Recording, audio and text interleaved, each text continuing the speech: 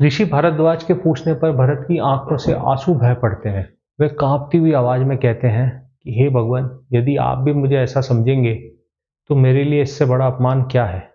मैं तो अपनी माँ के किए कर्म से अप्रसन्न हूँ, उनके कहे को स्वीकार नहीं करता। मैं तो राम भैया के चरणों में शरण लेने, उन्हें अयोध्या लौटाकर राज्य सौंपने आया हूँ।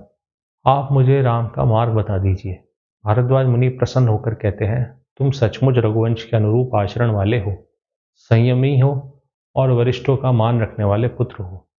मैं तो तुम्हारी कीर्ति बढ़ाने के लिए ही ये प्रश्न कर रहा था।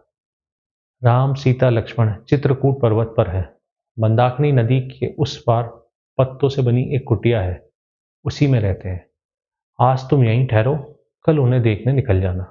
जब भरत ने रुकना स्वीकार किया तो ऋषि भारद्वाज ने सोचा, अतिथि सैनिकों की उचित सत्कार व्यवस्था करनी चाहिए। मुनि मुस्कुराकर कहते हैं, मैं तुम्हारी पूरी सेना की सेवा करना चाहता हूँ, तुम मुझे ये अवसर दो। तुमसे सेना दूर क्यों रुकवाई? भरत बताते हैं, मैं भयवश सेना साथ नहीं लाया। मेरे घोड़े, हाथी, रथ, पैदल सैनिक सब इतना व्यापक क्षेत्र घेरे हैं कि आश्रम की भूमि, कुटिया, जल, वनस्पति सबकी क्षति हो जाती। इसलिए अकेला आया हूँ। मुनि के आग्रह पर भरत ने सेना को बुलाने का आदेश दिया। फिर ऋषि भारद्वाज यज्ञागार में जाकर जल पीकर देवताओं, विश्वकर्मा, त्वष्टा आदि का आह्वान करते हैं। नदियों से लेकर गंधर्व अप्सराओं तक, कुबेर के उत्तर कुरुवन तक सबको बुलाते हैं कि वे यहाँ आकर दिव्य उद्यान, भोजन, पेय, सुर सरिताएं, मधु, मांस, फल, मूल, वस्त्र, आभूषण सब उपस्थित कर दें। हजारों देव कन्याएं, अप्सराएं, गंधर्व सब सेना के लिए गीत, नृत्य, स्नान, मालेश, भोजन पान की सेवा में लग जाते हैं। सैनिक अमृत तुल्य भोजन का आनंद लेकर, नए वस्त्र, मालाएं पहनकर स्वयं को स्वर्ग में अनुभव करते हैं। हर ओर से एक ही वाक्य सुनाई दे रहा था कि यह तो स्वर्ग है। न अयोध्या जाना चाहता हूं, न दंडकारण्य। रात भर इस दिव्य आतिथ्य के बाद प्रातः जब देव नदियां, गंधर्व, अप्सराएं अपने अपने लोक को लौट जाते हैं, ऋषि भारद्वाज भरत से पूछते हैं कि हे राजकुमार, रात आनंद से बीती, सब संतुष्ट तो है ना? भरत हाथ जोड़कर कहते हैं कि हे भगवान, आपकी कृपा से हम सब ने थकान भूलकर स्वर्गिक सुख पाया है। अब आप राम का सटीक स्थान और मार्ग बताइए, मैं उनकी शरण में जाना चाहता हूँ। ऋषि भारद्वाज दिशा बताते हैं कि यहाँ से 3.5 योजन दूर चित्रकूट पर्वत है। तुम अपनी सेना को दक्षिण मार्ग से लेकर जाओ, तुम सीधे राम की कुटिया तक पहुंच जाओगे। फिर वे रानियों की ओर देखते हैं। माता कौशल्या, माता सुमित्रा, यहाँ तक कि लज्जित कैकेयी भी उनके चरण पकड़ कर खड़ी है। भरत परिचय कराते हैं, यह माता कौशल्या है, भैया राम की माता। यह माता सुमित्रा है, लक्ष्मण व शत्रुघ्न की माता। और यह कैकेयी है, जिसकी इच्छा से यह पूरा संकट खड़ा हुआ है। इसी ने 2 वर के लोभ में राज्य अभिषेक रुकवाया और राम को वन भिजवाया है।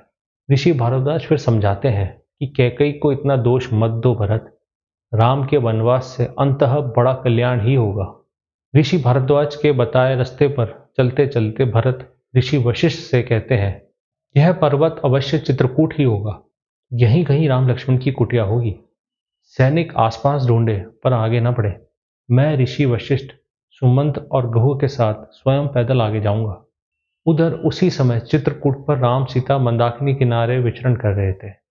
राम सीता को पर्वत, वन, झरना और मंदाकिनी की शांत सुंदरता दिखाते हुए कहते हैं कि यदि तुम और लक्ष्मण साथ हो तो मुझे न अयोध्या की याद खलती है, न राज्य का अभाव। यह वन ही हमारे लिए स्वर्ग है। तभी दूर से सेना की धूल ध्वनि, भागते पशुओं का शोर सुनकर वे चौंकते हैं। राम लक्ष्मण को पेड़ पर चढ़कर देखने के लिए कहते हैं। लक्ष्मण सेना को देखकर शंका करते हैं कि अवश्य भरत हमें मारने आ रहा है। मुझे उस कैकेयी को यहीं समाप्त कर देना चाहिए। पर राम उन्हें समझाते हैं कि भरत का हृदय ऐसा नहीं है, वह अवश्य प्रेम से ही आया होगा। भरत ने सेना को दूर ही रुकने का आदेश दिया और खुद शत्रुघ्न, सुमंत्र और कुछ मंत्रियों के साथ आगे बढ़ा। ऋषि वशिष्ठ से कहा कि माताओं को भी ले आएंगे। वे खुद जल्दी जल्दी भाई से मिलने निकल पड़ा। थोड़ी दूर चलकर वे उस पवित्र कुटीर के सामने पहुंचा, जहां स्वर्ण जनित भारी धनुष, बाणों से भरे तरकश, रजत मुठ्ठियों वाली तलवारें और अग्निवेदी जली हुई थी। कुटिया के भीतर उन्होंने श्री राम को देखा, जटाधारी, मार्गचर्म और वत्कल पहने, पास में सीता जी और लक्ष्मण। यह दृश्य देखते ही भरत का हृदय फट सा गया।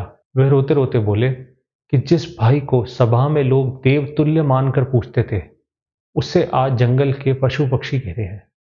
जो रेशमी वस्त्रों और पुष्पमालाओं से सजा रहता था, वह आज मर्गक्षम और जटाओं में है। यह सब मेरी वजह से हुआ है, मेरे जीवन पर लानत है।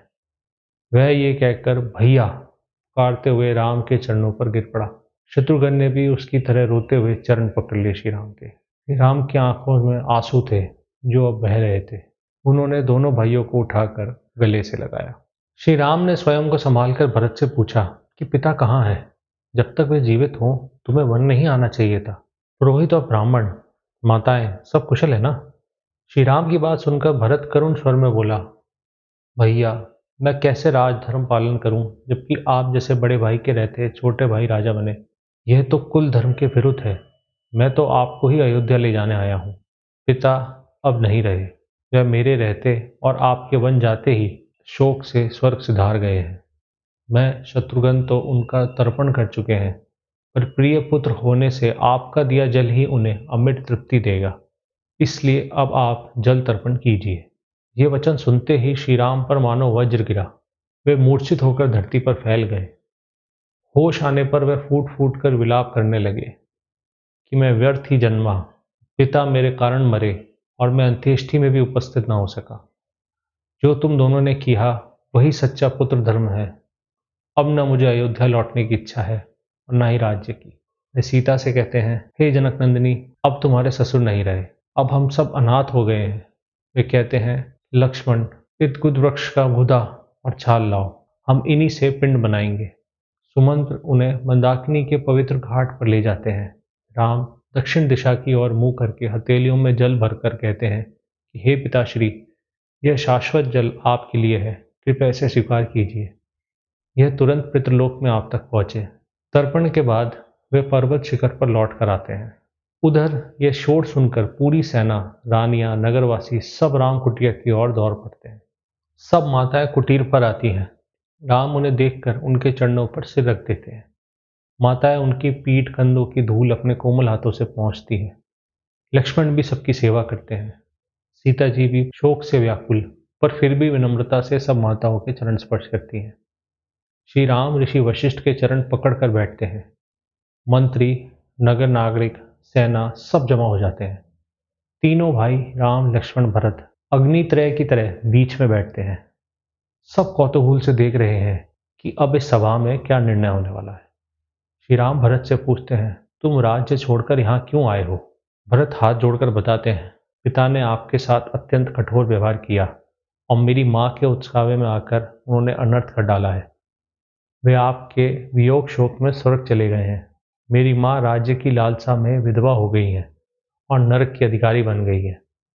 मैं उनका पुत्र होते हुए भी आपका सेवक हूँ। कृपया कर कर लौट कर राज्य संभालिए। यह सारी प्रजा, माताएं, मंत्री सब आपको राजा के रूप में देखना चाहते हैं। श्री राम समझाते हैं, तुम सज्जन कुल के हो, पर माँ को खोजकर बालक जैसा आचरण मत करो। माता पिता दोनों ही देवतुल्य हैं। जब दोनों ने मुझे वन जाने को कहा तो मैं विपरीत कैसे करूं? पिता ने माता कैकेयी को 2 वर प्रदान किए थे, एक तुम्हारे लिए राज्य और दूसरा मेरे लिए 14 वर्ष का वनवास। यह सब सत्य प्रतिज्ञा के नाम पर ही हुआ है भरत। अब हमारा धर्म है कि हम उस वचन को निभाएं जो पिता ने दिया था। तुम अयोध्या जाकर राजा बनो, मैं दंडकारण्य वन में रहकर पिता के वचन की रक्षा करूंगा। यही हमारे लिए कल्याण का मार्ग है। रात शोक भरी बीतती है। सुबह फिर भरत कहते हैं, माँ ने मुझे जो राज्य दिया था मैं वह आपको लौटा रहा हूँ। यह भारी बांध केवल आप ही संभाल सकते हैं। मैं तो आपके चरणों का आश्रित रहकर अर्थ पाना चाहता हूँ, अलग राजा बनकर नहीं। कृपया कर राज्य स्वीकार करें। श्री राम उन्हें जीवन मरण, नश्वरता, समय मृत्यु, भाग्य का गुण उपदेश देते हैं। हम और तुम दोनों ही समझदार हैं। हमें दार्शनिक दृष्टि से शोक छोड़कर अपने अपने कर्तव्य पर टिकना है। तुम्हारा कर्तव्य शासन, मेरा कर्तव्य वनवास है। फिर भरत कहते हैं, आप हमारे माँ पिता नगरजन सबके रक्षक बने और राज्य संभालें। यदि आप वन को ही धर्म मानते हैं तो राजधर्म का कठोर तप भी स्वीकार कीजिए। गृहस्थ आश्रम ही श्रेष्ठ धर्म है, उसे त्याग कर मैं छोटा भाई शासन करूं, यह अन्याय नहीं? श्री राम उत्तर देते हैं, तुम्हारे वचन कैकेयी और दशरथ के योग्य पुत्र के हैं। पर पिता ने तुम्हें राज्य और मुझे वन, यह बंटवारा स्वयं किया है। अब तुम्हारा धर्म है कि पिता के दिए गए भाग को स्वीकारो। मेरा धर्म है कि मैं अपने भाग का वनवास निभाऊं। जो पुत्र पिता को नरक से बचाए वही सच्चा पुत्र है। तुम राज्य चलाकर पिता को नरक से मुक्त करो। मैं वन में पशुओं का राजा बनूंगा, तुम मनुष्यों के राजा बनो। शत्रुघ्न तुम्हारा सहायक, लक्ष्मण मेरा सहायक, चारों मिलकर सत्य मार्ग पर चलेंगे। तभी ब्राह्मण जबाली तर्क शैली से कहते हैं कि हे राम, यह सब मोह है। ना पिता माता वास्तव में हमारे हैं, ना श्राद्ध तर्पण का कोई अर्थ है। जो सामने दिखे उसी को सत्य मानो, जो ना दिखे उसे छोड़ दो। राज्य छोड़कर ऐसे कांटे भरे वन में रहना व्यर्थ है। अयोध्या जाकर देवताओं जैसा सुख भोगो, जैसे इंद्र स्वर्ग में भोगते हैं। श्री राम धैर्य से उत्तर देते हैं, आपका तर्क सुनने में आकर्षक है, पर वास्तव में अधर्म की ओर ले जाने वाला है। यदि राजा वचन तोड़ देगा, धर्म कर्म छोड़ देगा, तो प्रजा सत्य असत्य में भेद कैसे रखेगी? सत्य ही सबसे बड़ा धर्म है। उसी पर स्वर्ग, यज्ञ, दान, तप सब टिके हैं। यदि मैं पिता का वचन तोड़ दूं, तो मैं स्वयं भी स्वर्ग से वंचित हो जाऊंगा और सारी व्यवस्था डगमगा जाएगी। इसलिए चाहे कुछ भी हो, मैं अपने प्रतिज्ञा धर्म से नहीं हटूंगा। ऋषि वशिष्ठ बीच में समझाते हैं कि जबाली ने केवल राम को मनाने के लिए ऐसा कहा, स्वयं भी वे सृष्टि ब्रह्मा इक्ष्वाकु वंश की परंपरा में विश्वास रखते हैं और श्री राम से कहते हैं कि इक्ष्वाकु कुल में सदैव ज्येष्ठ पुत्र ही राजा बना है। अब आप भी इस परंपरा का पालन करिए। ऋषि वशिष्ठ आगे कहते हैं कि माता पिता गुरु, ये तीन हमारे सबसे बड़े उपकारक हैं। मैं आपका और आपके पिता का गुरु हूँ, इसलिए गुरु आज्ञा मानकर भी आपको लौटना चाहिए। माताएं वृद्ध हैं, दुखी हैं, उनकी बात भी सुनिए। भरत, प्रजा, मंत्री, सबकी विनती भी यही है। श्री राम उत्तर देते हैं, माता पिता के उपकार का प्रतिदान करना सरल नहीं है। पिता ने जो आदेश दिया है वही मेरे लिए अटल है, मैं उसके विपरीत नहीं जा सकता। भरत, नगर जन, सेना, मंत्री सबकी ओर देखते हैं, पर कोई श्री राम के विरुद्ध कुछ कहने की हिम्मत नहीं करता। सब कहते हैं कि रघुनंदन ने जो कहा वही धर्म है। अब पिता वचन पालन से जरा भी नहीं हटेंगे, हम उन्हें कैसे रोकें? तब भरत कहते हैं, तो कम से कम ये स्वर्ण जनित आपकी चप्पल खड़ाऊ अपने पाँव में पहनकर मुझे दे दीजिए। इन्हीं के माध्यम से मैं राज्य चलाऊंगा, इन्हीं को असली राजा मानूंगा। राम खड़ाऊ पहनकर उतारते हैं और भरत को दे देते हैं। भरत उन्हें सिर पर रखकर गजराज पर चढ़ाते हैं। सबके सामने उन्हें नमन कर राम की परिक्रमा कर कर विदा लेते हैं। श्री राम माताओं के चरण पकड़कर विदा लेते हैं और आंसुओं के बीच अपनी कुटिया में लौट जाते हैं। भरत, शत्रुघ्न, ऋषि वशिष्ठ, मंत्रीगण और पूरी सेना उन खड़ाऊ को राज्य चिन्ह बनाकर पुनः ऋषि भारद्वाज के आश्रम होते हुए यमुना गंगा पार करके अयोध्या की ओर लौट जाती है। भरत रथ पर सवार होकर शीघ्र अयोध्या में प्रवेश करते हैं। माताओं को महल तक ले जाकर बड़ों से कहते हैं कि अब मैं आपकी आज्ञा लेकर नंदीग्राम जाऊंगा, सब कठिनाइयां सहूंगा। राजा स्वर्ग चले गए हैं, मेरे बड़े भाई वन में हैं। राज्य के लिए मैं श्री राम की प्रतीक्षा करूंगा, वही हमारे सच्चे राजा हैं। मैं तो केवल उनकी प्रतीक्षा में सन्यासी रहूंगा। मंत्रीगण और ऋषि वशिष्ठ प्रशंसा करते हैं। भरत के सिर पर राम की स्वर्ण जटित खड़ाऊ रखी होती है। वे तेजी से नंदीग्राम पहुंचते हैं। रथ से उतरकर सब बुजुर्गों से कहते हैं, भैया ने स्वयं मुझे ये राज्य ट्रस्ट के रूप में सौंपा है। ये स्वर्ण जड़ित खड़ाऊ है, यही हमारे योगक्षेम की आधार होंगी। मैं केवल इतना करूंगा कि जब तक श्री राम लौट ना आए, इन्हीं के नाम पर राज्य चलाऊंगा। लौट कर इन्हीं को फिर भैया राम के पाँव में पहना दूंगा, तभी अपने आप को पाप मुक्त समझूंगा। वे नंदीग्राम में ही तपस्वी जैसा जीवन अपनाकर सैनिकों, मंत्रियों, सेना सहित वहीं बस जाते हैं। खड़ाऊ को राज सिंहासन पर स्थापित कर स्वयं को केवल सेवक मानकर 14 वर्ष तक राज्य का कार्यभार दूर से ही संभालने का व्रत लेते हैं। भरत के लौट जाने के बाद भी श्री राम चित्रकूट की कुटिया में ही रहते हैं, पर वे देखते हैं कि आश्रमों में रहने वाले ऋषि मुनि अब चिंतित और बेचैन दिख रहे हैं। आपस में धीमे धीमे बात करते हैं। पहले वे सब निडर थे, अब उनके चेहरे पर भय की रेखाएं दिखती है। श्री राम मुनि प्रधान से पूछते हैं, क्या हमसे कोई भूल हुई है? यह व्याकुलता क्यों है? भरत मुनि कहते हैं, हे पुत्र, ऐसा नहीं है। यह कष्ट तुम्हारी मात्र उपस्थिति के कारण बढ़ा है। रावण का छोटा भाई राक्षस खर जन स्थानों के सभी आश्रमों को सताता है। वह मानव मांस खाने वाला क्रूर और घमंडी है। तुम्हारे यहाँ आने के बाद राक्षसों ने और परेशानियां बढ़ा दी हैं। इसलिए सब मुनि यहाँ से किसी और वन की ओर निकल जाना चाहते हैं। वे डरते हैं कि कहीं खर तुम्हें भी घात ना लगाए बैठा हो। तुम चाहो तो हमारे साथ चलो। श्री राम मुनियों को रोक नहीं पाते, उनके निर्णय का सम्मान करते हैं, उन्हें कुछ दूर तक छोड़कर वापस कुटिया में लौट आते हैं। फिर वह सोच रहे होते हैं कि यही भरत माता प्रजा हमसे मिली थी। वही स्मृति बार बार हृदय को चीरती है। सेना के डेरा डालने से भी चारों ओर गोबर, गंदगी, वृक्ष लताओं की क्षति हो चुकी है। अब किसी और शांत वन में चलना ही उचित होगा। वह सीता लक्ष्मण के साथ महर्षि अत्रि के आश्रम पहुंचते हैं। अत्रि मुनि उन्हें स्नेह से गले लगाते हैं और उनका सत्कार करते हैं। प्रातः वह ऋषि से आगे का मार्ग पूछते हैं और फिर सबका आशीर्वाद लेकर लक्ष्मण और सीता के साथ एक नए वन की ओर प्रस्थान करते हैं। अयोध्या कांड समाप्तम। अब वक्त है उस अंक का जिसमें मैं रामायण में लिखित इस भाग से जुड़ी कुछ रोचक बात आपको बताता हूँ। पहली तो ये कि वाल्मीकि रामायण में ऋषि भारद्वाज का जो सत्कार था उसे पूरे रूप से अनफिल्टर्ड तरीके से लिखा है कि अप्सराएं आती हैं, गंधर्व आते हैं, गायन नृत्य आदि होता है, मांस मदिरा सबका इंतजाम किया जाता है। सैनिकों और सेवकों को ऐसा लगता है कि वो स्वर्ग में है और इस कदर उनका एहसास था कि वो कहते हैं कि ये तो स्वर्ग है, ना अयोध्या जाना चाहिए और ना दंडकारण्य। मगर रामचरितमानस में इसका सेंसर्ड वर्जन लिखा गया है। दूसरी बात, इसी एपिसोड में एक ब्राह्मण जवाली का भी वर्णन है वाल्मीकि रामायण में, जिसे मैंने आपको बताया है। यह ब्राह्मण चारवाक दर्शन के सिद्धांतों पे श्री राम से कहता है कि वापस चलिए। चारवाक दर्शन माने चारवाक फिलॉसफी, जो कि एक इंडियन स्कूल ऑफ फिलॉसफी का एक स्कूल ऑफ थॉट है, जिसमें ईश्वर को नहीं माना जाता है।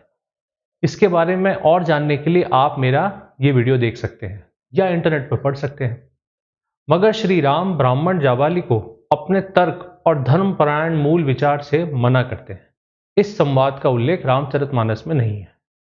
तीसरी बात यह है कि वाल्मीकि रामायण के अनुसार श्री राम चित्रकूट इसलिए छोड़ते हैं कि एक तो ऋषि वहां से जाने लग गए थे और दूसरा अयोध्या की सेना की वजह से जो आसपास की गंदगी थी, यानी कि जो पेड़ काटकर सेना ने डेरा बनाया था, घोड़ों की गंदगी आदि हुई थी, उससे प्रभावित होकर वो ये स्थान छोड़ते हैं। जबकि रामचरितमानस में ऐसे किसी कारण का कोई उल्लेख नहीं है। चलिए, इसी बात के साथ मैं अब इस एपिसोड को यहीं विराम देता हूँ। मेरा नाम है अक्षय कपूर। मुझे ध्यान से सुनने का आपका बहुत बहुत धन्यवाद। अगले एपिसोड में फिर मिलते हैं आगे की कहानी के साथ। जय हिंद, जय श्री राम।